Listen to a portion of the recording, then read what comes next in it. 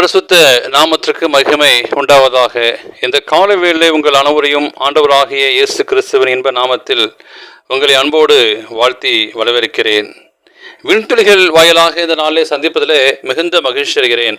இந்த நாளின் செய்தியின் தலைப்பானது திரும்பி பார்ப்போம். எபேசியர் 5:16 சொல்கிறது, நாட்கள் பொல்லாததானதால் காலத்தை பிரயோஜனப்படுத்திக் கொள்ளுங்கள்.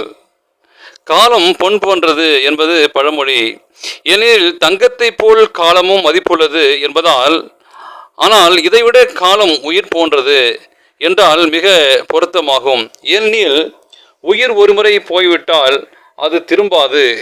எனவே காலத்தின் அருமையை ஒவ்வொரு நாளும் நினைத்து கொள்ள வேண்டும். ஒரு காரியம் செய்ய நினைத்தால் அதை உடனே செய்துவிட வேண்டும். இல்லையேல் மறு வாய்ப்பு கிடைக்காமல் போகக்கூடும். பூனகிராம் கருவியை தாமஸ் ஆல்வா எடிசன் கண்டுபிடித்தார். திடீரென்ற தோன்றின யோசனையால் 1 மணி நேரத்தில் இதை கண்டுபிடித்தார். தந்தியோட செய்தி குறியீடுகளை பதித்து வைக்க ஒரு கருவியை ஏற்கனவே அவர் கண்டுபிடித்தார். அந்த கருவிக்கு பக்கத்தில் நின்று ஒரு நாள் நண்பரோடு பேசி கொண்டிருந்தார். அப்போது அவருடைய உதட்டிலிருந்து வெளிப்பட்ட ஒளி காரணமாக அந்த கருவியில் இருந்த ஊசி அசைந்தது. அதை கண்டவர், மனித குரலில் ஏற்படுகின்ற அதிர்வு ஊசியை அசைக்கின்ற அளவுக்கு சக்தி உடையது என்றால், மனித குரலையே அந்த ஊசியை கொண்டு பதிவு செய்து வைக்க முடியுமா? அதை ஊசியால் மீண்டும் கேட்க முடியுமா என யோசித்தார். உடனே செயலில் இறங்கினார். 1 மணி நேரத்தில் போனோகிராஃப் உருவாகியது. அதில் மேரி ஹெட் ஏ லிட்டில் லாம்ப் என பாடி பதிவு செய்தார். நாளைக்கு இந்த சிந்தனையை செயல்படுத்தலாம் என அவர் நினைத்திருந்தால் மிக அற்புதமான ஒரு கண்டுபிடிப்பு இந்த உலகத்திற்கு கிடைத்திருக்காது.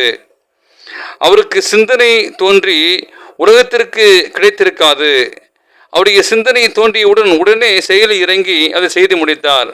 சில சமயங்களில் ஞானஸ்தானம் எடுப்பது, திருமணம் செய்வது, வேதம் வாசிப்பது, ஜெயிப்பது, தற்பிரசரை செய்து திருவிருந்தில் பங்கெடுப்பது போன்ற நல்ல தீர்மானங்களை செய்யாததன் மூலமாக நாம் ரட்சிப்பை இழந்துவிடக்கூடாது. எனவே நாம் காலத்தை பயன்படுத்தி கொள்வோம். தேவனிடத்தில் நம்மை அர்ப்பணிப்போம், ஒப்பு கொடுப்போம். தேவன் தாமே உங்களை ஆசீர்வதிப்பாராக.